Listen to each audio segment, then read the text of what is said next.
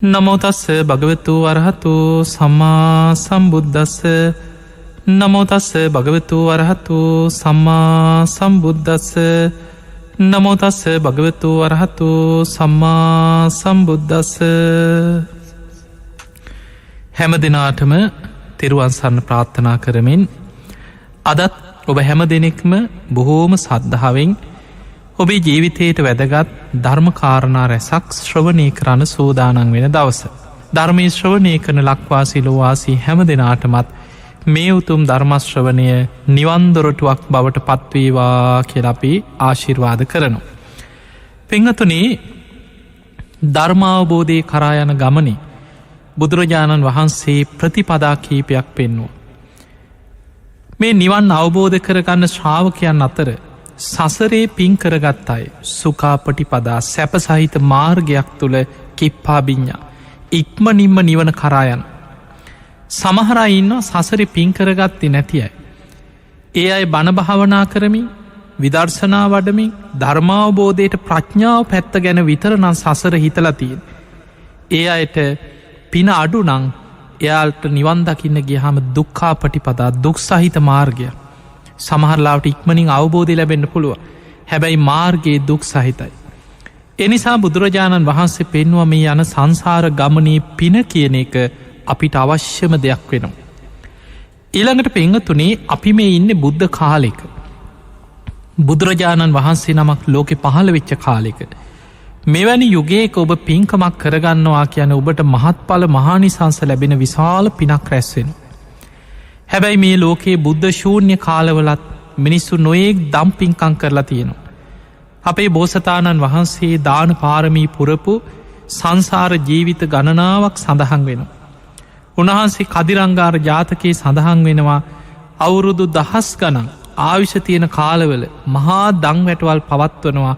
හැබැයි උන්වහන්සේගේ දානයේ මහත්ඵල මහානිසංස කරගන්න එක සිල්වතෙක් ගුණවතෙක් කාරයන් වහන්සේ නමක් ජීවිතයට ලැබුන් නෑ කියනු. හැබැයි අද මේ වෙනකොට අපි පින්කං කරද්දී අපි බුදුරජාණන් වහන්සේ අරමුණු කරගෙනයි පින්කං කරන්න. මේ තුන් ලෝකේම දක්ෂිනාවන් අතර අග්‍ර ලෝතුරා බුදුරජාණන් වහන්සේ වෙනුවෙනුයි පින්කං කරන්න. ඒ නිසා අපි කරන පින් මහත්ඵල මහානිසංස වෙන කාරණා තාම මේ බුද්ධ ශාසනය තුළ පවතිනු. පිංහතුනී බුදුරජාණන් වහන්සේව අරමුණු කරගෙන එක දං හැන්දක් බුද්ධ පූජාවක් හැටියට පූජා කරත්. මහරහතන් වහන්සේලා අරමුණු කරගෙන සංඝයාට දන් දෙනකොට එක දං හැන්දක් පූජා කරත් මහා විශාල ආනිසංසයක් ලැබෙන. හරීම ලස්සන සිදුවීමක් තියෙනවා. අපේ බුදුරජාණන් වහන්සේ අභිධර්ම දේශනාව කරන්න තවතිසා දෙව්ලෝට වැඩම කරා. එදා උන්වහන්සේ දිවිය ලෝකයට වඩින්නෙත් අන්‍ය තීර්ථකයන්ගේ මානේ දුරු කරන්න ගන්ධබ්බ රුක්කමූලේ අසල යමාමහ පෙළහර පාල. එදා බුදුරජාණන් වහන්සේ ඊට පෙරම දැනුන් දුන්නා බොහෝ පිරිසකට තථාගතයන් වහන්සේ පෙළහරපානෝ ගන්ධබ්බ රුක්කමූලේ අසලට පැමිණෙන්න කියලා. එදා අන්‍ය තීර්ථකයෝ ඒ නගර හිටපු මිනිස්සු සැවැත්නුවර හිටපු විශාල පිරිසක්ගේ භූමියයට පිරිලා ඉතිරිලා ගිය. බුදුරජාණන් වහන්සේ එදා පිණ්ඩ පාතෙ වඩිනකොට උන්වහන්සේට දානයට අඹගෙඩියක් පූජා කරලා තිබුණ. ඒකට හේතුව ඊට කලින් දවසේ මේ ගන්ධබ්බ රුක්කමූලය ගැන බොහොම ප්‍රසිද්ධ අඹගහක් තිබ්බ තැන. නමුත් නිගන්ටයෝ පිරිසත් එක්ක එකතු වෙලා බුදුරජාණන් වහන්සේ මෙතන පෙළහර පෑවොත්. අපේ ශ්‍රාවකය ඔක්කොම අපිට නැතුව බුදුහාමුදුරුවන්ට පැහැදිලා උන්වහන්සේට එකතු වෙයි කියලා රෑ එල්ලිවෙන්නකොට අර අඹගහ කපල මුළුත් එක්කම එතනින් අයින් කෙරෙව. හැබැයි එදා බුදුරජාණන් වහන්සේ දැන් පෙළහර පානවා කියලා කියපු තැනට මිනිස්සු එකතු වෙලා. දැන් නිගන්ටම ඇවිල්ල කතාවක් පතුරුවනවා පිරිස දාලා ඔය ගහ කැපුයි ශ්‍රමණ බවත් ගෞතමයන්ගේ කුමන්ට්‍රණයක්. දැන් ඔතනට ඇවිල්ල ගහ නැති නිසා ප්‍රාතිහාර බෑ කියලා යයි ඕම් බලාපල්ල වෙන දේ කියලා දැම් බොරු කතාවක් පතුරුවන. මිනිස්සුත් බලාගෙන හිටියා මොකක් වීද කියලා බලමුක කියකේ හිටිය. බුදුරජාණන් වහන්සේ ආනන්ද හාමුදුරුවෝ සමඟ පිණ්ඩ පාති වැඩම කළ එතනට වැඩිය. තථාගතයන් වහන්සේට අර අඹගෙඩිය ආනන්ද හාමුදුරුව පිළිගැන්ව බුදුරජාණන් වහන්සේ මේ අඹගෙඩිය වළඳලා අර අඹ ඇටේ ආනන්ද හාමුදුරුවන්ට අධිෂ්ඨාන කරලා දෙනවා ආනන්දය මේ අඹ ඇටේ මෙතනම රෝපණය කර අර අඹගහ තිබ්බ තැනම පොළොවේ රෝපණය කරන්න කිව. බුදුරජාණන් වහන්සේ අධිෂ්ඨානයක් කරා බලාගෙන ඉන්න ඇද්දී අතු දළු රිකිලි වැඩිලා කලින් තිබ්බ අඹ ගහ වගේම විශාල අඹ වෘක්ෂයක් බවට ඒ මොහොතෙම පත් වුණා. බලන්න බුදු කෙනෙක්ගේ අධිෂ්ඨානයත් ඒ ආශ්චර්යමත් පෙළහර. එතනදි බුදුරජාණන් වහන්සේ නමකට කළ හැකි අසිරිමත්ම ප්‍රාතිහාරය බුදුරජාණන් වහන්සේ අහසට පැන නැගලා යමාමහ පෙළහර පාන්නට යෙදුණු. එහෙම පෙළහර පාල අහසින්ම බුදුරජාණන් වහන්සේ වැඩම කරේ තව්තිසා දිවිය ලෝකෙට. ඒ අභිධර්ම දේශනාව කරන්න. එදා සක්‍ර දෙවියන්ගේ පණ්ඩු කම්බල කෙන සෛලාසනේ සක්‍ර දෙවියන්ගේ පිනට පහළ වෙච්ච ඒ ආසනයේ තමයි බුදුරජාණන් වහන්සේට වැඩඉන්න ස්වාමීනි මේ මත වැඩඉන්න සේක්වා කියල දෙවියන් පිළිගැන්නු. බුදුරජාණන් වහන්සේ මත වැඩඉන්නකොට විශාල දිවි ආලෝකයක් පතුරවාගෙන ඇවිල්ලා ඉදිරියෙන්ම බුදුරජාණන් වහන්සේට වන්දනා කරලා වාඩියුනේ මාතෘ දිවිරාජ. ඒත් එක්කම තවත් දෙවිවරු දෙන්නෙක් කෙනවා මහේශාක්‍ය විශාල ආලෝකයක් විහිදවාගෙන. එක දෙවි කෙනෙක් තමයි අංකුර දෙවියන්. ඒ අංකුර කියන දේවතාව මාතෘ දිවිරාජයාට වම් පසින් බුදුරජාණන් වහන්සේට වන්දනා කරලා වම් පසින් වාඩි වුණ. බුදුරජාණන් වහන්සේට සංසාරයේ හිතයිශී කල්්‍යයාන මිත්‍රයෙක් වෙච්ච. පෙර සසර පින් කරලා දිවියලෝක ඉපදිච්ච ඉන්දක කියන දෙවිය. සසරි බොහෝ කාලයක් දං වැටක් පවත්වල දිවියලෝක ඉපදිච්ච දේවතාවේ. විශාල දිවි ආලෝකයක් පතුරවාගෙන ඇවිල දකුණු පසින් වාඩි වුණ. දැන් ඉස්සරලාමාවේ මේ පිරිස බණහන්. මාතෘ දිවිරාජයගේ දෙපස දැන් අංකුර දෙවියනුත් ඉන්දක දෙවියනුත් ඉන්නවා. මේ වෙලේ දස දහසක් ලෝක දහතුළ දෙවිවරු සාධකාරදිදී බණහන්න එකතු වෙන. මහේශාක්‍ය දෙවිවරු එකතු වෙනකොට ඉන්දක දෙවියන් පස්සට යනවා. ඇවිල්ලා ඒ අයට ඉඩදීල පස්සට යන. තවත් දෙවිවරු පිරිසක් එනකොට ඒ අයට ඉඩදීල තවත් පස්සට යන. තවත් දේවතාවරු පිරිසක් එනකොට ඒ අයට ඉඩදීල තවත් පස්සට යන. මෙහෙම පස්සෙන් පස්සට ගිහිල්ලා යොදුම් ගානක් ඈතට යවුණ කිය. බුදුරජාණන් වහන්සේ අභිධර්ම දේශනාවට පෙර අර ඉන්දක දෙවියන්ගේ අහනවා ඉන්දක ඔබ පෙර සසරේ අවුරුදු 10,000 ආයුෂ තියෙන කාලෙ මනුස්සලෝකයේ බොහෝ කාලයක් දං වැටක් පවත්වපු මහා පින්කරපු කෙනෙක් නේද? ඇයි ඔබ ඒ තරම් පස්සට ගිය කියලා ඇහුවා. ඒ වෙලාවේ ඉන්දක දෙවියන් කියනවා ස්වාමීනි භාග්‍යතුන් වහන්සේ මම පෙර මනුස්ස ලෝකෙ හිටියේ. ඒ කාලේ මිනිස්සුන්ගේ ආයුෂ අවුරුදු 10,000ක් කියලා. දැන් ඔබ දන්නවා කාශ්‍යප බුදුරජාණන් වහන්සේ පහළ වෙච්ච කාලේ මිනිස්සුන්ගේ සාමාන්‍ය ආයු අපේක්ෂාව අවුරුදු 20,000ක් කියලා. එතනින් පස්සේ ආයුෂ අඩුවෙලා අවුරුදු 10ට අඩුවෙලා තුන්වෙනි අන්තක්කල්ප විනාශයක් වුණා. එතකොට මේ ආයුෂ අඩුවේගෙන ඇවිල්ලා අවුරුදු 10,000 වෙච්ච කාලේ තමයි දැන් මේ කියන ඉන්දක කියන දෙවියන් ඒ කාලේ මනුස්ස ලෝකේ බොහොම ධනවත් සිටුවරයෙක් වෙලා ඉපදිලා හිටියා. හැබැයි බුද්ධ ශූන්‍යයි කිය. කාශ්‍යප බුදුරජාණන් වහන්සේගේ ධර්මය අතුරුදහන් වෙච්ච කාලයක්. බලන්න පිංගතුනි බුද්ධ ශූන්‍ය කාලෙක ස්වභාවය. පින්පව් ගැන දන්නේ නෑ මිනිස්සු. කුසල් අකුසල් ගැන දන්නේ නෑ. හොඳ නරක ගැන දන්නේ නෑ. සීලයක් නැති ධර්මයක් නැති යුගයක්. මේ ඉන්දක දෙවියන් කියනවා සාමීනී භාග්‍යතුන් වහන්සේ මම ඒ කාලේ දුගී මගේ යාචකයන්ට දන් වැටක් පැවැත්තුවා. ඒ කාලේ මගේ සම්පූර්ණ මුළු ආවිෂ කාලයේ පුරාම පුංචි කාලේ ඉඳම්ම තමන්ට ලැබිච්ච මහා ධන වස්තුවෙන් දන් වැටක් පැවැත්තු. හැබැයි කවම දාවත් මගේ දානයේ පිළිගන්න පන්සිල්වත් රකින කෙනෙක් මට හම්බෙලා නෑ කියෙන්. දුගී මගේ යාචකයන්ට අඩබෙර ගගහත් දහස් ගණන් දවසට ඇවිල්ල මේ දං වැටෙන් දම් පිළි අරගෙන කාලබීල යනු. හැබැයි ඒ අතර පන්සිල් රකින එක්කෙනෙක්කත් හිටිය නෑ කිය. ඒ නිසා ඒ දන්දීමේ පිනෙන් දිවිය ලෝක ඉපදුනා. හැබැයි ඉන්දක දෙවියන් කෙන සාමීනී භාග්‍යතුන් වහන්සේ ඔබහන්සේට ඉස්සරහම ඉන්න අංකුර කියන දේවතාවා මනුස්සලෝකෙදී එක බත් හැන්දක් පූජ කරලා තියෙන. ඔය කෙනා මනුස්සලෝක හිටපු හිඟන්නෙක් කිව්. ඒ වෙලාවේ අංකුර දේවතාව කියනවා සාමීනී භාග්‍යතුන් වහන්සේ ඇත්ත කිව්. අංකුර කියලා කියන්නේ අපේ බුදුරජාණන් වහන්සේ පහළ වෙච්ච මුල්ම කාලේ මනුස්සලෝකයේ නගරයක හිටපු හිඟන මනුස්සේ. ඒ නමත් අංකුරේ කාලේ. ඔහු තැටියක් අරගෙන කුසගින්නට කෑම ටිකක් හොයාගන්න හිඟමනේ යනකොට එක ගෙදරක මනුස්සේ කනුකම්පා කරලා කෑම ටිකක් අරගෙන ඇවිල්ලා හැන්දකින් එක බත් හැන්දක් බෙදන්න ලෑස්ති වුණා මේ අංකුර කියන හිඟන්නට. බෙදන්න ලෑස්ති වෙනකොටම ඈතින් වඩිනවා ආර්යයන් වහන්සේ නම. අනුරුද්ධ මහරහත්තන් වහන්සේ ඈතින් වැඩම කරනවා. උන්වහන්සේ වඩිනවා දැක්කට පස්සේ මේ හිගන මනුස්්‍යයක චුට්ටක් ඉන්න මගේ පිඟාන්ට බෙදන්න එපා ඔය බත් හැන්ද ඔහොමම තියාගන්න කියලා අර අනුරුද්ධ මහරහත්තන් වහන්සේට ඈත තියා වන්දනා කරා ස්වාමීනී වඩින්න කිව. උන්වහන්සේ වෙතන්ට වඩම්මලා තමන්ගේ පිඟානට බෙදන්න ලෑස්ති වෙච්චාර බත් හැන්ද හර මහරහත්තන් වහන්සේගේ පාත්තරයට බෙදෙව්ව. ඒ වෙලාවේ සාධකාරයක් දීලා සතුට වුණා. ඒ වෙලාවෙ තමන් ප්‍රාර්ථනාවක් කරා මට සසරේ මෙවැනි දුක් ගැහැට ඇති නොවේවා. මේ වගේ දුක් හිඳවිඳ ජීවත්වෙන මේ දුක්හිත ජීවිතයක් සසරීවත් නොලැබේවා. මේ පිනෙම්ම මට සුගති සහිතව පින්දහම් බලවත් කරගෙන ධර්මාවබෝධය කරායන්නම මේ පින ආශිර්වාදයක් වේවා කියල ප්‍රාර්ථනයක් කරන. ඔහු කියනවා ස්වාමීනී මං එදා ඉදං ඒ පිනම සිහිකර සතුටු නමං ගොඩාක් පින් කරේ නෑ මට ලැබෙන්න ගිය බත් හැන්දක් ආර්යන් වහන්සේ නමකට පූජ කර. ඒ පිනෙන් තමයි කියනවා මං මේ මහේශාක්‍ය දෙවිවරු අතර ඉපදිලා මේ සියලු දෙනාට වඩා බල සම්පන්න වෙලා ඉදිරියෙන්ම ඉඳගෙන අද බණහන්.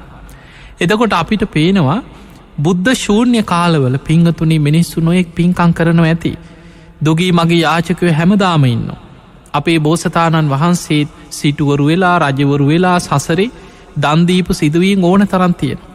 හැබැයි මහත් පල මහානිසංස වෙන්න නං බුද්ධ ශාසනයක් තුළමයි පින්කං කරගන්නට ඕන. දවසක් කොසොල් රජ්ජුරුවයි ප්‍රශ්නය බුදුරජාණන් වහන්සේගෙන් විමසනවා. සාමීනී භාක්‍යතුන් වහන්සමං කාටද දන් දෙන්න ඕන කෙලැහු. එතනති බුදුරජාණන් වහන්සේ වදල් රජතුමා කැමති ඕනම කෙනෙකුට දන් දෙන්න. එක කෙනා කැමති දේවල් තියන කෙනෙක් කියනව සතෙකුට දුන්නන ඔයිට වඩා හොඳයි. ඔය කන්න නැති අසරණ මිනිස්සු ඉන්න ඒ වගේ තැනකට ගිහිලා දුන්නන ඊට වැඩිය හොඳයි. ළමානිවාසිකර දුන්නන් ඊට වඩා හොඳයි.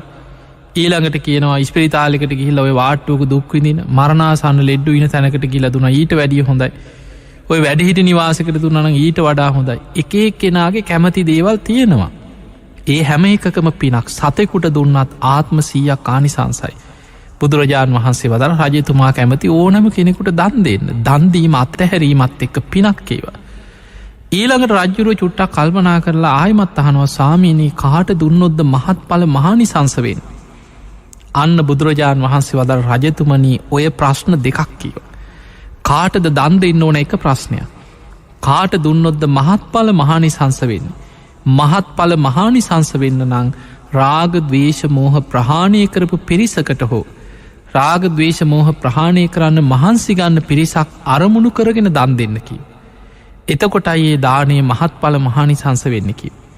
එහෙම නම් පිංහතුනි අපි මේ මහා පින්කං කරන්න අපි චෛත්‍ය වන්දනාවක් කරත් අපි මේ පින්කං කරන්නේ රාග දවේශ මෝහ ප්‍රහාණය කරපු සියලු කෙලෙසුන්ගෙන් දුරුවෙච්ච මේ තුන් ලෝකෙම දසදහසක් ලෝක ධාතුවේම දෙව් බමුන්ගේ වන්දනාවට පාට්‍ර වෙච්ච.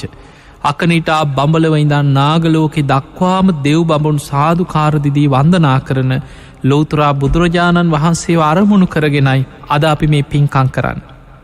ඊළඟට ඔබ ගෙදරක දානයක් පූජ කරා කියලා හිතා. ඔබ ගෙදරට සාමීන් වහන්සේලා 19ක් වෙන්න පුළුවන් 15 නමක් වෙන්න පුළුවන් 20 නමක් වෙන්න පුළුවන්.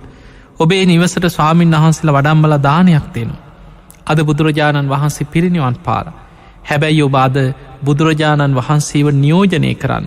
ඒ සදහතුක ධාතු කරඩුව තමයි මුලින්ම පෙරහැරෙන් හිස මත තියාගෙන මුතුකුඩයකින් බොහොම ගෞරවෙන් නිවසට වඩම්මලා උසාසනයක බොහොම ගෞරවාන්විතව තැම්පත් කරලා ඒ පිළියල කරගත්ත දානය අග්‍රම කොට ඔබ පූජ කරන්නේ බුදුරජාණන් වහන්සේට පූජා කරනවා කෙන චේතනාව. ඔබ බුදුගුණ කියලා බුද්ධ පූජාවක් හැටියට මේ සියලු පූජාවන් පූජා කරනවා කියලා ඔබ චේතනාවෙන් බුදු හාමුදුරුවෝ දෙසායි පූජා කරේ දානය අග්‍රම කොටස. ඊළඟට ඒ දානය එතන වැඩහිටිය සාමීන් වහන්සේලා 19ක් 15 නමක් 20 නමක්. හැබැයි ඔබ දානය පූජා කරද්දී ඔබ සංඝයාට දන් දෙනවා කියන චේතනාවනං ඔබ තුළ තියෙන්. ඒ දානය සංඝීක වසයෙන් පූජා කරනකොට අන්න එතනදි අතීත වැඩ සිටිය වර්තමානය වැඩඉන්න අනාගතයේ පහළ වෙන මේ ට්‍රයි කාලයට මදාල මහා සඟ පිරිසම අරමුණු කරගෙනයි දන් දෙෙන්. ඒ නිසා බුද්ධ ශාසනයක් තුළ මහත් පල මහානිසංස ලැබෙන විශාල පින්කරගන්න පුළුව. එනිසා පිංගතුනී පුළුවන් තරම් පින්කරගන්න දක්ෂවෙන්. ඒ කරගන්න හැම පිනක්ම ධර්මාවබෝධයටම උපකාර වේවා කියන ප්‍රාර්ථනය ඇති කරගන්න. ඒකට ධර්මය කියන්නේ නිස්සරණ අභ්‍යාසයෙන් පින් කරනවා. නිවන අරමුණු කරගෙන පින් කරනවා කියලා කියන්න. ඒ පින බලවත් වෙන්නට ඕන. සමහර දේශනාවල සඳහන් වෙනවා ධාතු පූජක මහරහතන් වහන්සේ කියලා එක මහරහතන් වහන්සේ නමක් ගැන තේරගාථාවේ සඳහන් වෙනවා. මීට කල්ප 90කට පෙර ලෝකෙ පහළ වෙච්ච විපස්සී කෙන බුදුරජාණන් වහන්සේගේ එක ධාතුන් වහන්සේ නමක්, පුංචි ධාතුන් වහන්සේ නමක් එදා මේ කෙනා පැවිදි ජීවිතයක් ගත කරමින් ගුණධර්ම පුරපු ඒ ශාසනය තුළ පැවිදි වෙච්ච කෙනෙක්. මේ ස්වාමීන් වහන්සේට ලැබෙනවා එක ධාතුන් වහන්සේ නම, එකම ධාතුන් වහන්සේ නමයි. ඒ උතුම් සර්වඥ ධාතුන් වහන්සේට අවුරුදු 5ක් තිස්සේ බුදු කෙනෙකුට උපස්ථාන කරනවා කියන සද්ධාවෙන් බුද්ධ පූජාව පූජා කරනවා, මල් පූජා කරනවා, බුදුගුණ සිහි කරලා වන්දනා කරනවා. මේ විදිහට අවුරුදු 5ක් පුරා එකම ධාතුන් වහන්සේ නමකට පුද පූජා කරලා මිය පරලව ගිහිලා උන්වහන්සේ දෙව්ලොව උපදිනවා. එහෙම දෙව්ලොවින් දෙව්ලොවට සැප සම්පත් විඳලා කල්ප 91කටම සතර අපායක වැටිලා නෑ කියනවා අර එකම ධාතුන් වහන්සේ නමකට අවුරුදු 5ක් පුරාවට පුද පූජා කිරීමේ පින. ඒ නිසා පින්වතුනි, බුද්ධෝපස්ථානය කියලා කියන්නේ බුදු කෙනෙකුට උපස්ථාන කරනවා කියන සද්ධාවේ ඒ ධාතුන් වහන්සේට උපස්ථාන කෙරෙන් ඒ තුළ විශාල පිනක් ජීවිතේ රැස්වෙනවා. මේ මහරහතන් වහන්සේ අපේ ගෞතම බුද්ධ ශාසනයේ දෙව්ලොවින් මනුලොවට ඇවිල්ල උග්ගටි තඥ කෙනෙක් හැටියට එකම ගාථාව අහලා ධර්මාවබෝධය ලැබුව. බොහෝ දුක් විඳින්න උන්නේ. උන්වහන්සේට කෙටියෙන් ධර්මය හකුලවල ඇසූ සැනින් ප්‍රඥාව විකසිත වුණා, ධර්මාවබෝධය ලැබුණ. උන්වහන්සේ මේ බුද්ධ ශාසනය තුළ වැඩහිටිය ධාතු පූජක මහරහතන් වහන්සේ. උන්වහන්සේගේ පෙර ජීවිතයේ උන්වහන්සේම පිරිනිවන් පාන්න පෙර ප්‍රකාශ කරනවා, මම සසරේ කල්ප 90කට පෙර උත්තම සර්වඥ ධාතුන් වහන්සේ නමකට පුද පූජා පවත්වල අවුරුදු 5ක් පුරා මම දෙව්ලොවින් බඹලවට, බඹලවින් දෙව්ලොවට සතර අපායකට නොවැටි කල්ප 91ක් පුරා සසරේ සැප සම්පත් විඳලා ගෞතම බුද්ධ ශාසනයේ ධර්මාවබෝධය ලැබුවා කියලා. එතකොට අපිට පේනවා කෙනෙකුට පින් කරගන්නවා නම් අද ඕන තරම් අවස්ථාව තියෙනවා. ඒ නිසා පින්වතුනි, පින් කරගන්න. ඔබ බොහෝ පෙර පින් ඇති පිරිසක්. මේ බණ ටික හරි අහන්න හිත නැමෙන්නේ පෙර පින නිසා. බුදුරජාණන් වහන්සේ දේශනා කරා පතිරූප දේශ වාසෝච පුබ්බේච කත පුඤ්ඤතා. පතිරූප දේශයක බණපදයක් ඇහෙන ගමක, රටක, පළාතක උපදින්නේ පුබ්බේච කත පුඤ්ඤතා, පෙර පින් ඇති බව උපකාර වෙනවා. පෙර පිනක් තියෙන්න ඕනේ. ඒ පෙර පිනෙන් ඔබ මනුස්ස ලෝකෙට අරගෙනාව. පෙර පිනෙන් ඔබට හොඳට කන් ඇහෙන, ඇස් පේන, ඉන්ද්‍රියන්වල දුර්වලතාවයක් නැතු බණපදයක් අහන්න කන ඇහෙනවා කියන්නේ පෙර පින තාම ඔබට තියෙනවා. බණපොතක් කියෝ ගන්න ඔබේ ඇස් දෙක පේනවා වෙන්න පුළුව. ඒ පෙර පින තාම ඔබට තියෙනවා. ඒ නිසා ඔබට කල්යාණ මිත්‍ර සේවනයේ, සත්පුරු ශාස්ත්‍රයේ, සද්ධර්මශ්‍රවණේ මේ සියල්ල දැන් ලැබිලා තියෙනවා. ජීවිතේ ප්‍රශ්න ඇති කාටත් ප්‍රශ්න තියෙනවා. බුදුරජාණන් වහන්සේ කාලේ මේ මාර්ගඵල ලැබපු රහත් වෙච්ච ඒ රහත් චරිත දිහා ගත්තත්, අග්‍ර ශ්‍රාවකයන් වහන්සේලා වුණත්, 80 මහා ශ්‍රාවකයන් වහන්සේලා වුණත්, මේ හැම ශ්‍රාවකයෙක්ගේම ජීවිත ගත්තොත් උන්වහන්සේලාට නොයේ කරදර බාධා ජීවිතවල ඕන තරම් ඇති වෙලා තියෙන. ඒක මේ සමාජ ක්‍රමේ ස්වභාවය, මනුස්ස ලෝකේ ස්වභාවය. දැන් බලන්න සාරිපුත්ත හාමුදුරුවෝ ගැන හිතමු. උන්වහන්සේ ප්‍රඥාවන්තයන්ගෙන් අග්‍රයි, ධර්මසේනාධිපති. උන්වහන්සේ ගැන උපමාවකට අටුවාවේ සඳහන් කරන උන්වහන්සේගේ ප්‍රඥාවේ ස්වභාවය උපමාවකට කියනවා කල්පයක් පුරා ඇදහැලෙන මහා වැස්සක වැහිබින්දු ගාන ගණන් කරන්න තරම් නුවණක් ඇති ප්‍රඥාවන්තයන්ගෙන් අග්‍රම කෙනෙක්. ඒ උන්වහන්සේගේ නුවණ ගැන කියන උපමාව. එතකොට ඒ තරම් ප්‍රඥාවක් ඇති මහා පින්වන්ත සාරිපුත්ත හාමුදුරුවෝ දවසක් සිවුරු පොරෝගෙන බිමට යොමු කරපු නෙත් ඇතුව, ඔක්කිත්ත චක්කු කියන උන්වහන්සේලා බිමට යොමු කරගත්ත නෙත් ඇතුව බොහෝම සාන්ත ගමනින් පාත්‍රයක් අරගෙන පිණ්ඩපාතේ වඩිනවා. සාරිපුත්ත මහරහතන් වහන්සේ පිණ්ඩපාතේ වඩිනකොට ඔය පාරේ මිනිස්සු එකතු වෙලා ඉන්න කඩයක් ළඟ පිරිසක් උන්වහන්සේ ගැන කතා වෙනවා. අන්න අර ඈතින් යන ශ්‍රමණයන් වහන්සේ මහා ගුණ ඇති කෙනෙක්, උන්වහන්සේ පුදුම ඉවසීමක් තියෙන කෙනෙක්නේ. මෙහෙම කතා වෙනකොට මෙතන හිටියා පව්කාරයෙක්. මේ පාපී පුද්ගලයා කියන්න ගත්තා බලන්න තිබ්බ කිව දෑත බදල එකක් දුන්න නං ඉවසීම. එතකොට අර පිරිස කීව නෑ නෑ පව් කරගන්න එපා ඔය වචන කියන්න එපා කියව. ඕම් බලාපංකු මං ඉවසීම පෙන්න්නන හැටි කියලා මේ පුද්ගලයා සාරිපුත්ත හාන්දුරන්ගේ පිටි පස්සෙන් ගිහිල්ල උන්වහන්සේ බිම බලාගෙන ඉදිරියට බොහෝම හිමින් පිණ්ඩ පාති වඩිනෝ. පස්සෙන් ගිහිල්ල දෑත බදලා සාරිපුත්තයන් වහන්සේගේ කොන්දට පහරක් ගැහුව. සාරිපුත්ත මහරහතන් වහන්සේ පියවර කීපයක් ඉදිරියට වීසි වෙලා ගිය. හැබැයි උන්වහන්සේ නෙමෙයි හැරිලවත් බැලුවේ. කෞදෑ මට ගැහුවේ කියලා හැරිලවත් බැලුවනේ. අන්න මහා ගුණ ඇති ආර්යයන් වහන්සේලගේ ස්වභාවය. වෙන කෙනෙක් නම් කෞද ගැහුව කියලා බලන හැරිලා. උන්වහන්සේට ඒ පහර වදිනකොටම උන්වහන්සේ ඒ තුළ විදර්ශනා වඩන්න පටන් ගත්තා. කයත් අනිත්‍යයි. ඒ පහසත් අනිත්‍යයි. ඒ පහස දැනගත්ත කාය විඤ්ඥානයත් අනිත්‍යයි. කයයි පහසයි විඤ්ඥානය එකතුවීම කයේ ස්පර්සේ. ඒ ස්පර්සයෙන් තමයි යම් විඳීමක් උපදින්. ඒ විඳීමත් අනිත්‍යයි. අනිත්‍ය වූ ස්පර්සිං ඇතිවන හඳුනා ගැනීමත් අනිත්‍යයි. ඒ මුල් කරගෙන යම් චේතනාවක් පහළ වනාද ඒකත් අනිත්‍යයි. මෙහෙම සිහි කර කර උන්වහන්සේගේ පාඩුවේ පිණ්ඩ පාති වඩින්. මේ කොන්දට පහරක් ගහපු කෙනාට මුළු ඇඟම හිරි වැටලගේ අම්බෝ මංකරගත් අකුසලි. එහෙම දුවගෙන ගිය. ගිහිල සාරිපුත්තයන් වහන්සේ ඉදිරියේ වැඳ වැටු අනේ ස්වාමීනි මට සමාවෙන්න කිය. සාරිපුත්ත හාන්දුරන්ගේ හිතේ පිහිටල නෑ. සාරිපුත්ත හාන්දුරු කියනවා මං ඔබ ගැන මගේ කිසිම හැඟීමක් නෑ. මගේ කොන්දට මේ පහරක් වැදුන මං ඒක විදර්ශනා කරමින් වඩින් අනේ ස්වාමිනියෝය කතාහරියන්නෑ කිව. ඔබහන්සේ මට සමාව දෙනවනං ඔබහන්සේ මගේ නිවසට දානයට වඩින්න කිව. ඔබහන්සිට දංහැන් දද්දීල මගේ හිතහදාගන්න ඕන මගේ වැරැද්දක් වුණා කිව.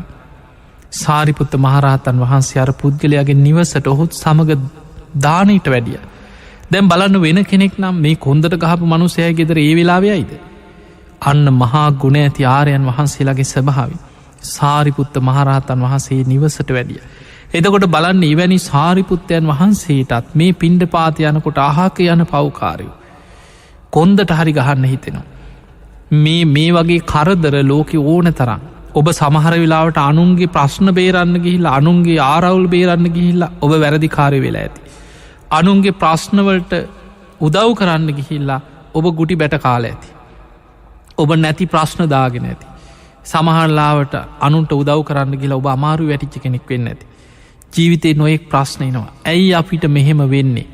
මෙච්චර හොඳට ඉන්න කාටවත් කරදරයක් නොකරන ඇයි අපිටම මෙහෙම වෙන්නේ. ඒ වගේ හිතහිතා පසු තැවි තැවි ඉන්න ගොඩක් අය ඇති.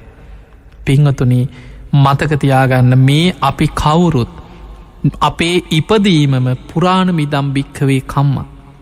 ඉපදීමම පෙර සසරේ කර්මයක විපාකයක්. කර්ම විපාකයක් මතයි උපදින්නේ බවපච්චයා ජාති. පටිච්ච සම්පාදි බුදුරජාණන් වහන්සේ උගන්වන්නේ විපාක පිණිස කර්මය හැදෙන නිසා කර්මයෙන් තමයි උපදින්. බවපච්චයා ජාති. ඒ ඉපදුනාට පස්සේ ඉපදීමත් එක්කම අපිට කර්මයෙන්ම සකස් කරගෙනනේවති සමහර ලෙඩරෝග කර්මයෙන් අරගෙනනවා. ඒවට කෙන කර්මජරෝග සමහර උපන්දායිදන් ලෙඩෙක්. සමහර උපදිනකොටම යම් කිසි විකෘතිතාවයක් තුළ උපදිනවා. ජීවිත කාලෙම විඳවනවා. මේ කර්ම විපාකත් එක්ක යන ගමන. ඉපදුනානං අපිට ලැබෙන පොදුවේ ලැබෙන දුකක් තියෙනවා. වයිසට යනවා ලෙඩ වෙනවා ජරාවට පත්වෙනවා ප්‍රියයන්ගෙන් වෙන්වෙන්න සිද්ධ වෙන අප්‍රියන් සමග එකතු වෙන සිද්ධ වෙනවා කැමතිදේ නොලැබීමේ දුක් ඔය දුක සසරි හැමදාම තියෙනවා. මෙන්න මේක දුකක් නිසයි බුදුරජාණන් වහන්සේලා ධර්මාවබෝධයක් ලබාගෙන සසරේ මිදෙන මගක් පෙන්නුවේ. ඒ නිසා ඇයි අපිටම මෙහෙම වෙන්නේ ඇයි අපිටම මෙහෙම වෙන්නේ කියලා හිත හිටිය කියලා ඔබට ගැලවීමක් නෑ. එහෙම වෙන නිසා තමයි ඒ දුකෙන් මිදෙන මාර්ගයක් බුදුවරු පෙන්නන්නේ. මේ සසරෙ සැපයක් තියෙනවනම් කවුදෑ මේක දාල යන්නේ. ඒනම් මේකටම ඇලීගෙන මේක නිත්‍යයි සැපයි කියාගෙන මේකට මැලිලා ඉන්නවනි. බුදුවරු පහළ වෙලා පෙන්නල දෙනවා. උන්වහන්සේ මේ සාමාන්‍ය සමාජ මිනිස් වගේ මහා දුකකින් ආපු කෙනෙක් නෙමෙයි. ඉපදුනේ රාජකුමාරයෙක් හැටියට. සුද්දෝදන රජතුමා පුංචි දුකක්කත් දැනෙන්න දුන්නේ නෑ. රම්මේ සුරම්මේ සුබ මාලිගාවල් හදලා. ඒ වෙනකොට ඇහැට ප්‍රියමනාප රූප කනට ප්‍රියමනාප සබ්ද නාසයට ප්‍රියමනාපම දේවල් මේ විදිහ මොන තරම් සැප සම්පත්වල කොටු කරලා තියන්න හැදුවත් මහල්ලෙක් ලෙඩෙක් මළමිනියක්කත් පේන්න සලස්සන් නැති වෙන විදිහට ආරක්ෂාවල් යෙදුවේ. හැබැයි සක්‍ර දෙවියන්ගේ මැදිහත්වීමේ සතර පෙරනිමිති පේන සැලැස්වේ. මේ මොන සැප සම්පත් තිබුණා සසර පුරපු පාරමී ධර්ම නිසා හැමවෙලේම උන්වහන්සේගේ හිත මේ පංචකාමයන් තුළ තෘප්තිමත් භාවයක් තුළ නෙමෙයි පැවතුනේ. එහින් එහාට ගිය විමුක්තියක් ගැන හිත හැම වෙලාවෙම උන්වහන්සේගේ විමසන්න පටන් ගත්තා. මහල්ලෙක් දැක්ක වෙලේ උන්වහන්සේගේ හිතේ දෝංකාර දෙන්න පටන් ගත්තා. වයසට යෑමත් සමගම තරුණකම අවසන් වෙනවනම් මොකද්ද මේ ජීවිතේ. ලෙඩෙක් දැක්කට පස්සේ උන්වහන්සේට වැටහෙන්න පටන් ගත්තා ලෙඩවීමත් සමගම නිරෝගිකම අවසන් වෙලා යනවනම් මොකක්ද මේ ජීවිතේ. මළමිනියක් දැක්කට පස්සේ උන්වහන්සේට වැටහීමක් ඇති වුණා. මරණයක් සමග ජීවිතය අවසන් වෙනවනං මේ ජරා මරණවලින් තොර විමුක්තියක් නැද්ද. ඒ කරා මං මේ විමුක්තිය හොයාගන්න ඕන. බලන්න සසර පින උන්වහන්සේ මේ සියලු සැප සම්පත් අතහැරියේ සාමාන්‍ය කෙනෙක් කාම ලෝකයට බැඳෙනම දවසක. තමන්ගේ ලෙයින් තමන්ට දරුවෙක් ලැබිච්ච දවස පුංචි රාහුල කුමාරය ඉපදිච්ච දවසේ වෙන කෙනෙක් නං මගේ පුතා කියලා ජීවිතයට වැඩිපුරම කෙලෙස්වලින් බැඳෙන දවස පංචකාමයන්ට. එදා උන්වහන්සේට පුළුවන් වුණා සියලු සැප සම්පත් අතහැරලා අභිනිස්ක්‍රමණය කරන්න. ඒ පංචකාමයන් අතහැරලා මහා වනාන්තරයට ගිහිල්ලා අවුරුදු ගණන් දුස්කරක්‍රියාවන් කරලා අවුරුදු 6කට ආසන්න කාලය ශරීරයට අනේක විඩ දුක් පීඩා දෙමින් දුස්කරක්‍රියාවන් කරලා උන්වහන්සේ බෝධිමූලයේදී මේ උතුම් ධර්මය අවබෝධ කරගත්තේ. බුදුරජාණන් වහන්සේ ලෝකයාට පෙන්නල දුන්න බුද්ධත්වයට පත්වෙච්ච බුදුරජාණන් වහන්සේ මේ සසර දුකක්මයි. මේ සංසාර ගමන අල්ප මාට තරංවත් සැපයක් කියල දෙයක් තියෙනවන. නිත්‍ය වූ සැප වූ ආත්ම වූ තමාගේ වසගේ පවත්වන්න පුළුවන් දෙයක් තියෙනවා නං බුදුරජාණන් වහන්සේලා කියන්නේ සංසාරය පාරමී පුරද්දිවත් බොරුවක් කියපු කෙනෙක් නෙමෙයි. උන්වහන්සේම දේශනා කරන මහණෙනි සසරයේ සාරා සංකේය කල්පලක්ෂයක් පාරමී ධර්ම සම්පූර්ණ කරගෙනෙන ගමනේ සසරේ කවමදාවත් බොරුවක් නං කියල නෑ කියෙන්. තමන්ගෙන් වරදක් වුණත් රජ්ජුරු වහනවා බ මේ වැරැද්ද කරාද කියලා දනුවන් දෙන්න අහන් ඒත් කවමදාවත් තමන් බොරුවක් කියල නෑ. ඒ විදිහට සසරි ගුණධර්ම රැකපු කෙනා බුද්ධත්වයට පත්වෙලාපිට මේ ඉපදීම දුකක්මයි මේකෙන් මිදන්න කියලා බුදුරජාණන් වහන්සේ පෙන්වේ. පිංහතුනී දවසක් බුදුරජාණන් වහන්සේ වැඩඉන්නකුට එක සාමීන් වහන්සේ නමක් හිටිය උන්වහන්සේ පුද්දුම වීරිය භාවනා කරලා අනාගාමී පලයට පත් වුණ. දැන් අනාගාමී වුණාට පස වීරිය අතහැරිය. දැන් උන්වහන්සේ බොහෝම සැපසේ පාඩුවේ ඉන්න දැම් භාවනා කරන්න වීරියක් නෑ. සම්පූර්ණ ධර්මාවබෝධය ලබල නෙමේ අනාගාමී පලයට පත් වනා විතරයි. තව උන්වහන්සේට ප්‍රහාණය කරන්න සංයෝජන තියෙනවා. රූපරාග අරූපරාග මාන උද්දච්ච අවිද්‍යා කෙන සංයෝජන ටික එහෙම්මයි. හැබැයි උන්වහන්සේ හිතාගෙන ඉන්නවා මේ කාමලෝකෙට වඩා මට හොඳයි සුද්ධවාස බඹලොව. මං එහෙ ඉපදිලා එහෙදි පිරිනිවම් පානවා කියලා ඉතුරු ටික එහෙ කරගන්නන් කියලා හිටිය.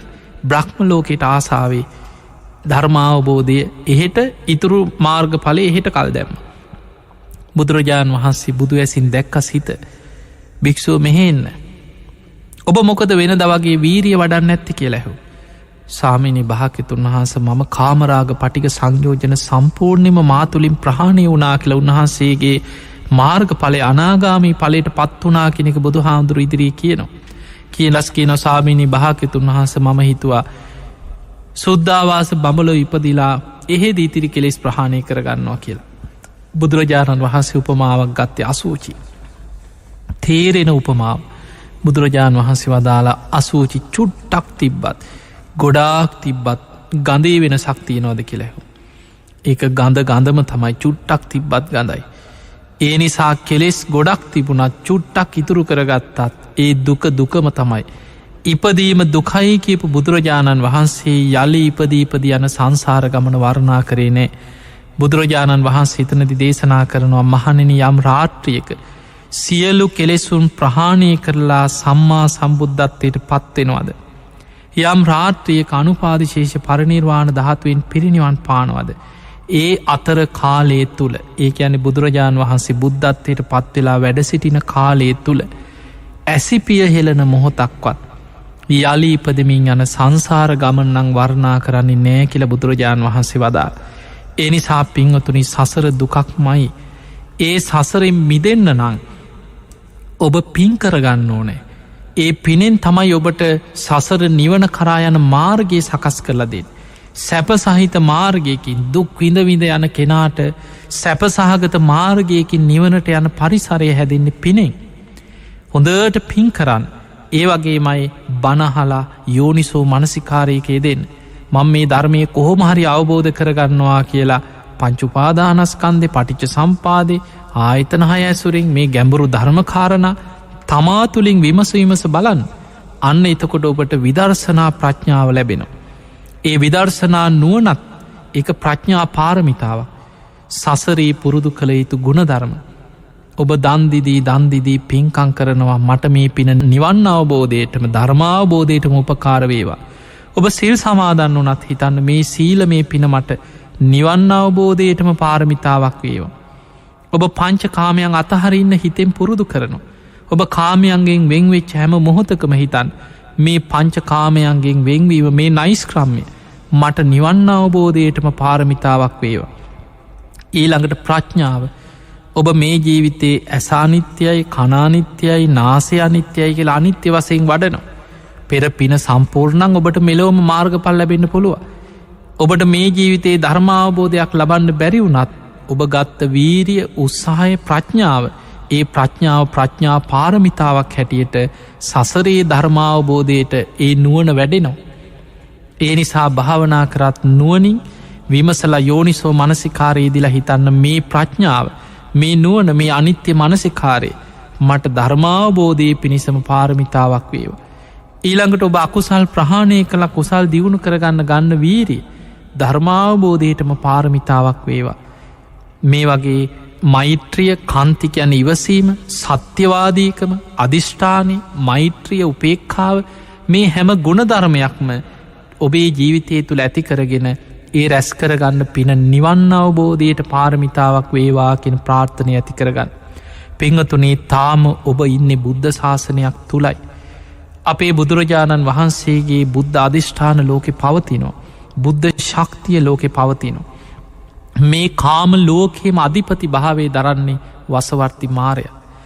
මේ මාර බලවේගේ පවා යටපත් වනේ බුදුරජාණන් වහන්සේගේ බුදුගුණේට ඒ බුද්ධ ශක්තියට එදා බෝධි මූලේදී දස බිම්බරක් මාර සේනාව බුදුරජාණන් වහන්සේ බුදු වෙලත් නෑතාම්. උන්වහන්සේ පුරපු පාරමී ධර්ම සිහි කරලා ශ්‍රී හස්තය පොළොවට තියලත් දිවරද්දී මහපොළොව ගිගුරුම් දෙමින් කම්පාවෙනකොට දසබිම්බරක් මාර සේනාම පලාගිය. බුදුරජාණන් වහන්සේ බුද්ධත්වයට පත්වෙනකොට මේ ලෝක ධාතුව විතරක් නෙමේ දස දහසක් ලෝක ධාතුවට මාලෝක දහරා විහිදුණ. මහා ගණ අන්දකාරය පවතින ලෝකාන්තරික නිරේ පවා ආලෝකමත් වුණ. අපායි ගිනි දැල් සුළු මොහොතකට නිවුණ කියන. එතකොට අපිට පේනවා බුදු කෙනෙක් පහළ වෙනකොට මේ විශ්වයේ මොනතරම් වෙනස්කං ඇති වෙනවා. පිංහතුනේ ඒ බුදුරජාණන් වහන්සේගේ බුද්ධාඥාව තවමත් මේ ලෝක දහතුවේ විතරක් නෙමේ කෝටි ලක්ෂයක් සක්වල පිහිටවල තියෙන. ඔබ දන්නවා රතන සූත්‍රය බුදුගුණ ගැන තියෙන සත්‍යක්‍රියාව ධර්මී ගුණ ගැන තියෙන සත්‍යක්‍රියාව සඟගුණ ගැන තියෙන සත්‍යක්‍රියා දේශනාව තුනුරුවන්ගේ ආඥාව කෝටි ලක්ෂයක් සක්වල පිහිටෝපු බලවත්ම දේශනාව රතන සූට්‍ර දේශනාව. එදා තුම්බිය දුරුකරා විතරක් නෙමේ කෝටි ලක්ෂයක් සක්වල ආඥා පිහිටෝපු දේශනාව. ඒ තුනුරුවන්ගේ ආඥාව මේ ත්‍රිහිසාසී ලෝක ධාතුවම පිහිටිය.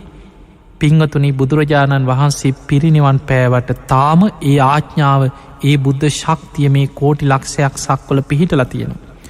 ඒ බුදුරජාණන් වහන්සේ පිරිනිවන් පෑවි බුද්ධ අධිෂ්ඨාන පිහිටෝල. උන්වහන්සේගේ සිරිපා සටහන් තාම දෙව් මිනිසුන්ගේ වන්දනා ලබමින් ලෝකෙ වැඩ සිටිනු. ඒ බුදුරජාණන් වහන්සේ බුද්ධත්වයට පත්තිච්ච බෝධීන් වහන්සේ දක්ෂිණ සාකා බෝධිය අෂ්ටඵල බෝධීන් වහන්සේලා දෙතිස් පල බෝධීන් වහන්සේලා මේ ලංකා භූමියේ දෙව් මිනිස්සුන්ගේ වන්දනා ලබමින් වැඩ සිටින. ඒ බුදුරජාණන් වහන්සේගේ ශ්‍රී ශරීරයේ වැඩ සිටිය උත්තම ධාතුන් වහන්සේලා දෙව් මිනිස්සුන්ගේ වන්දනා ලබමින් ලෝකෙ වැඩ සිටිනවා. ඒ බුදුරජාණන් වහන්සේගේ සුදු බුදුරැස් විහිදිච්ච ඌර්ණරෝම ධාතුන් වහන්සේ අෂ්ටවංක මානික්‍යයක් තුළ සීල චෛත්‍යරාජාණන් වහන්සේ තුළ වැඩඉන්න. ඒ බුදුරජාණන් වහන්සේගේ නලල් තලේ බුද්ධන් බුද්ධ ප්‍රතිමාවක නලල් තලේ පිහිටවලා අදටත් වැඩසිටනවා සේරුවිල මංගල මහා චෛත්‍ය තුළ. ඒ නිසා ඒ උතුම් සුදු බුදුරැස් විහිදිච්ච සතර දළදා වහන්සේලා දෙව් මිනිස්සුන්ගේ වන්දනා ලබමින් දෙව්ලෝ මනුලෝ වැඩ සිටින. මේ ලෝක දහතුවේ ගත්තොත් අකනිටා බඹලව ඉඳන් නාලව දක්වාම දෙව් බමුණු සාධකාරදිදී වන්දනා කරන. ඒ බුදුරජාණන් වහන්සේගේ බුදු සිරුරේ වැඩහිටිය ධාතුන් වහන්සේලා විතරක් නෙමේ. පිංහතුනි බුදුරජාණන් වහන්සේ පරිහරණය කරපු පූජනීය දේවල්. උන්වහන්සේ යම් ආසනයක වැඩහිටියනන් ඒ ආසනයත් බුදු කෙනෙක් පරිහරණය කරපු පාරිභෝගික ධාතුවක් හැටියට හඳුන්නන්. ඊළඟට බුදුරජාණන් වහන්සේගේ නානකඩේ අපි කෙනොත් දිය සාටක ධාතුන් වහන්සේ. බුදුරජාණන් වහන්සේ පරිහරණය කරපු පාත්‍රය අපි කියන පාට්‍රා ධාතුන් වහන්සේ. බුදුරජාණන් වහන්සේගේ චීවරේ චීවර ධාතුන් වහන්සේ. බුදු කෙනෙක් පරිහරණය කරපු යමක් ඇද්ද. ඒවා උත්තම ධාතුන් වහන්සේලා හැටියට දෙව් මිනිස්සුන්ගේ වන්දනා ලබනු. එතකොට අපිට පේනවා මේ පින්කංවල මහ විශාල පිනක් ජීවිතය රැස් කරගන්න පුළුව. පිංහතුනී අද බුද්ධ ශාසනයක් පවතින යොගේ අපිට මේ තරම් පින් කරගන්න පුළුවන්න දැම් බලන්න අර බුද්ධ ශාසනයක් නැති කාලි අවුරුදු 10,000ක දන්වැටක් පවත්වලා එදා ඉන්දක දෙවියන්ට දිවිය ලෝක ඉපදුනත් මහේශාක්‍ය භාවයට පත්වෙන්න බැරි වුණ. නමුත් බුද්ධ ශාසනයේ එක බත් හැන්දක් පූජා කරපු අංකුර දෙවියක් ඒ සියලු දෙවිවරුන්ට වඩා බල සම්පන්න මහේශාක්‍ය දේවතාවෙක් බවට පත් වනා බුද්ධ ශාසනයේ තියෙන ඒ පුුණ්‍ය බලය නිසා. ඔබ අහල ඇති බුදුහාමුදුරුස් නැති කාලේ සමහර කාලවල චෛත්‍යයක් නෑ දකින්නවත්. වඳින්න තියා චෛත්‍යයක් කොහේවත් නැති බුද්ධ ශූන්‍ය කාලයක එක පුද්ගලයෙක් හරක් ටිකක් අරගෙන මහා කැලේට යනවා. වැලි ගොඩක් තියෙනවා වැලි කන්දක් වගේ. ඔහු අර හරක් ටික තනකොළ කන්න දාලා වාඩි වෙලා ඉන්නකොට ඔහුට නිකමට මතක් වුණා අතීතෙ මුතුම්මිත්තු මෙන්න මෙහෙම කතාවක් කියලා තියෙන ඔය පරම්පරාවෙන් එන කතාවල් තියෙනවා ජනප්‍රවාද කිය. අතීත මෙහෙම බුදුවරු වැඩ හිටියලු ඒ බුදුවරු වෙනුවෙන් බෙහෙර විහාර චෛත්‍ය තිබුණාලු මිනිස්සු බණහල ගුණධර්ම පිරුවාල්ලු හැබැයි දන්න කෙනෙක් එක බණපදයක් දන්න කෙනෙක් ලෝකෙනෑ. ඔහුට අර වැලිගොඩ දැක්කාම හිතුනා ඒ බුදුරජාණන් වහන්සේලාගේ ධාතු තැන්පත් චෛත්‍යය එනම් මෙන්න මේ වගේ උසට හදලා තියෙන නැති ගොඩක් උසට. ඔහු මොකද කරේ අතින් අර වැලිටික එකතු කරලා වැලිටික ගොඩ ගැහුව. බොහොම ලස්සනට ඔබ දැකල ඇති පුංචි දරුව වැලිවලින් චෛත්‍ය හදනවා. වැලිවලින් පොඩි ගෙවල් වගේ හදනවා. එතකොට ඒ විදිහට වැලිටික ගොඩ ගැහු. අතින් ලස්සනට වැලිටික ගොඩ ගහල. ඒ වෙලාවේ වටේ මල්ගස්වල මල් තියෙනවා. තමන්ට පෙර මොකක් හෝ පිනකට හිතුන මල්ටිකක් කඩාගෙන ඇවිල මේ වැලිගොඩ වටේ පූජ කරන්න.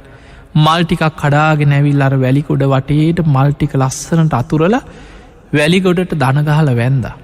හැබැයි ඔහු හිතුවේ දැම් බලන්න ධාතුන් වහන්සේ නමක් නෑ කිසිම පූජනීය දෙයක් නෑ නිකං කැලේක තිබ්බ වැලිගොඩ. කෙනෙකුට හිතයි මේ මෝඩෙක් කිය. හැබැයි ඔහුගේ චේතනාව තිබුණේ ඔහු අන්දනා කරනකොට හිතනවා අතීතයේ බුදුරජාණන් වහන්සේලාගේ ධාතු තැන්පත් චෛත්‍යය මේ සුරූපයෙන් තිබුණේද ඒ ධාතු තැන්පත් චෛත්‍යවලට මාගේ නමස්කාරයම වේවා කියලා වන්දනා කරේ වැලිගොඩට හර මල්ටික පූජ කරේ වැලිගොඩකට. පිංහතුනි ඒ පින බලවත් වෙලා ඔහු මරණින් මත්තේ දෙව්ල උපදිනවා. එදා වැලිගොඩකට වැඳල දිවිය ලෝකෙ ගියානං අද මේ සා විශාල ධාතුන් වහන්සේලා තැන්පත් පූජනීය චෛත්‍ය ඇති රටක ජීවත්වෙන ඔබට ඔබේ ජීවිතයේ මොන ප්‍රශ්න මොන අඩුපාඩු මොන කරදර තිබුණත් ඔබට පිම්පුරාගෙන සුගතිය කියන්න ඕන තරම් මාර්ග තියෙනවා. ඒ නිසා පුළුවන් තරම් පින්කං කරගන්න. පින් අස්වනු නෙලාගන්න පිනෙන් ජීවිතය පුරෝගන්න. පුළුවන් තරම් පින් කරගෙන මේ මනුස්ස ජීවිත ඉතාම කෙටි කාලය. මිනිස්සුන්ගේ ආවිශ අවුරුදු 100නුත් පල්ලෙහාට පිරිහිලා අද මිනිස්සුගේ සාමාන්‍ය ආයුෂ අවුරුදු 70-75 මට්ටමට පිරිහිලා. ඒ අතර ඔබ ගමේ මිය පරලව ගිය අය ගැන සාමාන්‍යයෙන් හිතලා බලන්න. ඔය පත්තරයක් අරගෙන බැලුවත් මේ මැරෙන මිනිස්සුන්ගේ ආයුෂ සාමාන්‍යයෙන් බලන්න. පුංචි දරුවෝ මැරිච්ච ඒවා, තරුණ වයසේ හැප්පිලා මැරිච්ච ඒවා, ගුටි බැට කාලා පිහියනුම් වලින් මැරිච්ච අවුරුදු 25 30 35 අවුරුදු 40-45 මිය ගිය අය, හිටි ගමන් පපුවේ අමාරු හැදිලා අවුරුදු 50යි 40යි. එතකොට මේ වගේ ගණනය කරලා බලන්න මේ මැරෙන මිනිස්සු එක්ක ගනිද්දී මරණයට වයස ભેදයක් නැහැ. අද කවදා කොතන කොයි මොහොතේ අපේ හුස්ම ටික යයිද කියලා අපි කාටවත් කියන්නවත් හිතන්නවත් පුළුවන්කමක් නැහැ. ඒ නිසා පින් කරගන්න. මේ පින් කරගන්න ලැබිච්ච අවසාන මොහොත වෙන්න පුළුවන්. අප්‍රමාදී වෙන්න. පෙර පින තාම ඔබට තියෙනවා. ඒ නිසායි ඔබට පින් කරගන්න හිතෙන්නේ. ඒ පෙර පින ගෙවිලා යන්න පුළුවන්. ඊළඟට මතක තියාගන්න හිතේ ස්වභාවය ඔබ හොඳට පින් කරන කෙනෙක් වෙන්න පුළුවන්. සමහර කාලවලට හිතේ ඇතිවෙන අරතිය. ඒකට ධර්මී කියන අරතිය, කුසල් වඩන්න අකමැත්ත. හොඳට කාලයක් බණහපු කෙනාට බණක් අහන්න හිතෙන්නේ. බුදු පහන දල්වන්න හිත සමහරුගෙන අනේ බුදු පහන තියන්න හිතෙන්නේ මේ දවස්වල කිය. මල් ටිකක් පූජා කරන්න හිතෙන්නේ. බුදු හාමුදුරු දකින්න කොටත් කේන්තියන. සමහරුන්ට චෛත්‍ය පින්කමක් අහන්නවත් කැමතිනේ. අනේ අපි ඉස්සර කොච්චර ඔය පින්කම් කරාද වැඩක් නැහැ කියලා හිතෙනවා. එතකොට මේ හිතේ ස්වභාවයකට කියන්නේ අරතිය. එහෙම ඇති වෙනකොට හොඳට බණහපු කෙනාට දැන් බණ පොතක් අල්ලන්න හිතෙන්නේ. මතක තියාගන්න ඒක අකුසලයක් බලවත් වෙන මොහොතක්. ඒ නිසා මරණ සතිය වඩන්න. මම මෙහෙම ඉඳලා හදිස්සියවත් මැරුණොත් මං කොහේ යයිද?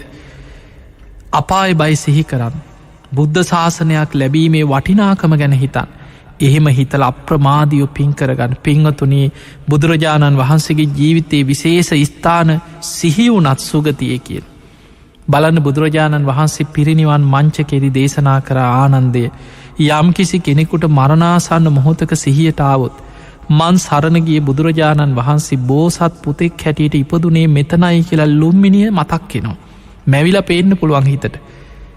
ඊළඟට කෙනෙකුට මරණ මංචකයේ හිතෙන්න පුළුවන් මන් සරණගිය බුදුරජාණන් වහන්සේ බුදුනේ මෙන්න මේ විදිහට කියලා බුද්ධගයා වජිරාසනය මතක් කියෙන. කෙනෙකුට මතක් කෙනවා මන් සරණගිය බුදුරජාණන් වහන්සේ ප්‍රථම ධර්ම දේශනා කරේ මෙතන මෙන්න මේ විදිහටයි කියලා ඉසි පතන මිගදාය සිහි වෙනවා. හිතේ මැවිල පේනවා. කෙනෙකුට මරණ මංචකයේ කුසිනාරාව සිහි වෙනවා. බුදුරජාණන් වහන්සේ සම්බුදු කෘත්‍ය අවසන් කළ පිරිනිවන් පෑවේ මෙතනයි කියලා. මහා පරිනිබ්බාන සූත්‍රයේ පිරිනිවන් මංචකයේ වැඩඉඳලම් බුදුරජාණන් වහන්සේ වදාළ ආනන්දය යම් සද්ධාවන්ත කුලපුට්‍රෙක් මරණ මංචකයේ මේ සතර ස්ථාන සිහි වුණොත් ඔහු ඒ කාන්තෙන් සුගතිය උපදිනවා මයි කියලා දේශනා කර. පිංහතුනි, මේවා බුද්ධ වචන සත්‍යයි. ඒ නිසා බුදු කෙනෙක්ගේ ජීවිතේ ඒ ස්ථානයක් මරණ මංචකයේ සිහි වුණත් ඔහු ඒ කාන්තෙන් සුගතිය උපදිනවා කියලා බුදුරජාණන් වහන්සේ පෙන්වේ. එනිසා පුළුවන් තරම් පින් කරගන්න. අද ඔබට මේ ලංකා භූමියේ මොන තරන්නම් පින් කරගන්න පූජනීය බුදුහාමුදුරු වැඩ ඉන්නවසේ ජයශ්‍රී මහා බෝධීන් වහන්සේගේ දක්ෂිණ සාකා බෝධීන් වහන්සේ වැඩ සිටිනවා. අනුරාධපුර ඒ අටමස්ථාන පිහිටි පුදබිමේ ද්‍රෝණයක් ධාතුන් වහන්සේලා වැඩඉන්න ස්වර්ණමාලී චෛත්‍යරාජාණන් වහන්සේ වැඩඉන්න. ඒ වගේ මයි දකුණු අකුධාතුන් වහන්සේ වැඩඉන්න තූපාරාම චෛත්‍ය ඒ අසලම වැඩඉන්න. ඒ අසලම රුවන්වැලි මහා සෑයටත් වඩා සුවිශාල විශාලත්තයෙන් ලංකාවේ අග්‍රගන්‍ය වූ ජේතවන චෛත්‍යරාජාණන් වහන්සේ අපේ බුදුරජාණන් වහන්සේ 500ක් රහතන් වහන්සේලා සමඟ මේ භූමී අනාගතයේ විශාල චෛත්‍යයක් ඉදිවෙනවා කියලා බුදුහාමුදුරු බුදුවැසින් දකිනවා. ඒ නිසා තමයි කැලණියට වැඩම කරපු ගමනේ අහසින් වැඩම කරලා 500ක් රහතන් වහන්සේලා සමඟ ඒ භූමියේ මොහොතක් සමාපත්තියෙන් වැඩඉඳලා ඒ චෛත්‍ය ඉදිවෙන භූමිය බුද්ධ ස්පර්ශයෙන් සමාපත්තිස්වීම් පූජනීයත්වයට පත් කරන්න. බුදු කෙනෙක් පරිහරණය කරපු පාරිභෝගික භූමියක් සමාපත්තියෙන් වැඩහිටිය තැන ඒ පුදබිමේ බුදුරජාණන් වහන්සේගේ ඉන පැළඳි පටිධාතුන් වහන්සේ තැන්පත් වෙලයි ඒ මහා චෛත්‍යරාජාණන් වහන්සේ අද ලංකාවේ විතරක් නෙමේ ලෝකෙම ගත්තොත් ගඩොලෙන් කරපු නිර්මාණ අතර ලෝකෙම තියෙන විශාලම නිර්මාණය ඒ උතුම් චෛත්‍ය. එදා අඩි 400ක උසකින් යුක්ත ඒ චෛත්‍යරාජාණන් වහන්සේ ඉදි වෙලා තිබුණේ. ඒ නිසා පින්වතුනි, මේ උතුම් පුදබිම මිහිඳු මහරහතන් වහන්සේ ලංකාවට වැඩම කරලා ඒ භූමියේ තමයි සාමාන්‍ය මනුස්්‍යයන් එකතු කරලා එදා ජෝතිය වනේ මිහිදු මහරහතන් වහන්සේ දේවදූත සූත්‍රය ඇසුරෙන් දහම් දෙසුයි 500ක් දෙනා මාර්ග පල් ලබනු. ඒ වගේම ඉතිහාස පොත්වල සඳහන් වෙනවා මේ ආශ්‍රිතව මේ මළුවේ කෙලවරක කැනීම් කරගෙන යනකොට මිහිදු මහරහතන් වහන්සේ ආදාහනී කරා කියල විශ්වාස කෙරෙන් ඒ භූමියේ නටබුන් හොයාගත්ත කියලා එක පොතක සඳහන් වෙන ඉතිහාස. ඒ නිසා එවැනි මහා උතුම් පුදබිම මිහිදු මහරහතන් වහන්සේ දහම් දෙසපු. ඒ උතුම් දහස් ගනම් මහරහතන් වහන්සේලා වැඩ හිටිය අපේ බුදුරජාණන් වහන්සේ 500ක් රහතන් වහන්සේලා සමඟ සමාපත්තියෙන් වැඩ හිටිය.